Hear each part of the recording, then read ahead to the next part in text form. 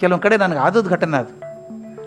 ಮೊಟ್ಟ ಮೊದಲು ನೀವು ಪ್ರೀತಿ ಮಾಡಬೇಕಾದದ್ದು, ಗೌರವ ಕೊಡಬೇಕಾದದ್ದು ತಾಯಿಗೆ, ಮಾತೃ ದೇವೋಭವ.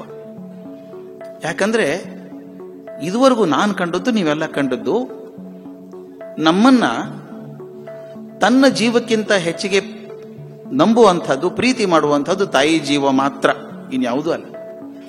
ಮಕ್ಕಳಿಂದ ಏನೇನೂ ಅಪೇಕ್ಷೆ ಮಾಡದೆ ಎಲ್ಲವನ್ನು ಕೊಡುವಂತಹ ಜೀವ ತಾಯಿದು. ತಾಯಿ ಎಷ್ಟು ಕಷ್ಟಪಡ್ತಾಳೆ ಮಕ್ಕಳ ಸಲುವಾಗಿ ಅಂತ ಲೆಕ್ಕ ಇಲ್ಲ. ಜನಪದದಲ್ಲಿ ಹೇಳ್ತಾರೆ, ಮಗು ಹುಟ್ಟಿದಾಗ ಮುಷ್ಟಿ ಮುಚ್ಕೊಂಡು ಹುಟ್ಟಿರ್ತಂತೆ. ಮಗು ಹುಟ್ಟಿದಾಗ ಮುಷ್ಟಿ ಮುಚ್ಕೊಂಡಿರುತ್ತೆ, ತಾಯಿ ಮುಷ್ಟಿ ಬಿಚ್ತಾಳಂತೆ. ಅಲ್ಲಿ ಸ್ವಲ್ಪ ಮಣ್ಣಿರುತ್ತೆ ಕೈಯೊಳಗೆ, ತಾಯಿ ತನ್ನ ಸೆರಗಿನಿಂದ ಮಣ್ಣು ಒರೆಸ್ತಾಳಂತೆ. ಕಣ್ಮುಂಚು ಚಿತ್ರ ಬರ್ಬೇಕು ನಿಮಗೆ. ಮಣ್ಣು ಒರೆಸ್ತಾಳಂತೆ. ಲಕ್ಷ ಕೆಲಸ ಮಾಡ್ತಾಳಾಕಿ ಈ ಮನುಷ್ಯನ್ ಮಾಡ್ಬೇಕಾದ್ರೆ, ಆದ್ರ ಮೊದಲನೇ ಕೆಲಸ ಕೈ ಮಣ್ಣು ಒರೆಸ್ತಾಳಂತೆ. ಆ ಜಾನಪದ ಕವಿ ಹೇಳ್ತಾನೆ, ತಾಯಿ ಮಣ್ಣು ಒರೆಸ್ತಾಳಲ್ಲ ಹಂಗ ಇದ್ದು ಇದರ ಋಣ ಎಂದೂ ತೀರ್ಸೋಕ್ ಸಾಧ್ಯ ಇಲ್ಲ ಅಂತ. ಅವನ್ ಕಾವ್ಯದಲ್ಲಿ ಹೇಳ್ತಾನೆ, ದೊಡ್ಡವರಾದ್ಮೇಲೆ ನಿಮ್ಮ ಮೈ ಮೇಲಿನ ಚರ್ಮ ತೆಗೆದು ತಾಯಿಗೆ ಕಾಲಿನ ಚಪ್ಪಲಿ ಮಾಡಿದ್ರು ಕೂಡ ಬರೀ ಮಣ್ಣು ಒರೆಸಿದ ಋಣ ಮುಗಿಯಲ್ಲ ಅಂತ, ಉಳಿದಂತ ಬಿಟ್ಬಿಡಿ. ಈ ತರದ ತಾಯಿ ಕಲ್ಪನೆ ನಮ್ಮ ಭಾರತದಲ್ಲಿ ಇರುವಂತಹದ್ದು. ಅದಕ್ಕೆ ಮಾತೃ ದೇವೋಭವ. ಒಂದು ಉಪನಿಷತ್ತಲ್ಲಿ ಮಾತು ಬರ್ತದೆ, ನೀವು ತಾಯಿನ ನೋಡದೆ, ಇದು ದೇವರನ್ನ ನೋಡದೆ ಹೋದ್ರೆ ಏನೂ ನಷ್ಟ ಇಲ್ಲ. ದೇವರನ್ನ ನೋಡಕ್ ಆಗಿಲ್ಲ ನಮ್ಗಲ್ಲ, ದೇವರನ್ನ ನೋಡಕ್ ಆಗದೆ ಇದ್ರೆ ಏನೂ ನಷ್ಟ ಇಲ್ಲ. ತಾಯಿನ ನೋಡಿದ್ರೆ ದೇವ್ರು ಯಾಕಬೇಕು ನಿನಗೆ? ಎಷ್ಟು ಚಂದದ ಮಾತದು.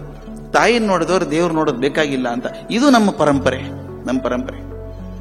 5,000 ವರ್ಷ 10,000 ವರ್ಷದಿಂದ ಪರಂಪರೆ ಬಂದಿದೆಯಲ್ಲ, ತಾಯಿನ ಗೌರವಿಸಬೇಕು ಅಂತ ಹೇಳಿ. ಅದಕ್ಕೆ ಮಾತೃದೇವೋಭವ, ಆಮೇಲೆ ಪಿತೃದೇವೋಭವ. ಆಚಾರ್ಯದ ಅವ್ರನ್ನ ಕಂಡೆಮ್ ಮಾಡಿಲ್ಲ, ಅದು ಸೆಕೆಂಡು ಥರ್ಡ್, ಫಸ್ಟ್ ಪ್ರೈಸ್ ಅದೇ.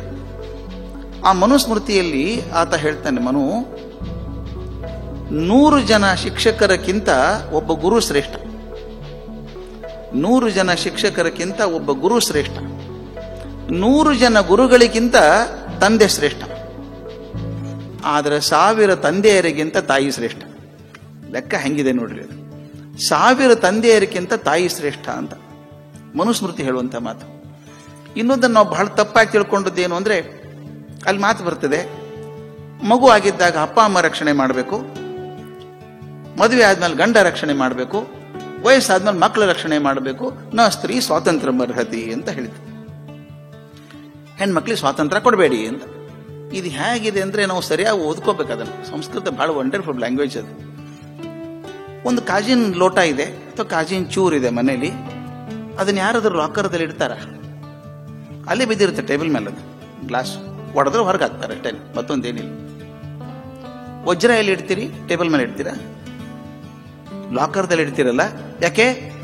ಯಾವುದು ಹೆಚ್ಚು ಬೆಲೆ ಬಾಳತ್ತೋ ಅದ್ರ ಬಗ್ಗೆ ಹೆಚ್ಚಿನ ಕಾಳಜಿ ಕೊಡಬೇಕಾಗ್ತದೆ, ಅದು ರಕ್ಷಣೆ ಕೊಡಬೇಕಾಗ್ತದೆ. ಅಲ್ಲಿದ್ರೆ ಕಳೆದು ಹೋಗ್ಬಿಡುತ್ತೆ, ಅದು ರಕ್ಷಣೆ ಕೊಡಬೇಕು. ಹಾಗೆ ಇಲ್ಲಿ ಹೇಳ್ತಾರೆ, ಒಂದು ಸಂಸ್ಕೃತಿ ಹುಟ್ಟೋದು, ಬೆಳೆಯೋದು, ಮನೆಯಲ್ಲಿ ನಿಲ್ಲೋದು ಹೆಣ್ಣಿಂದಾಗಿ.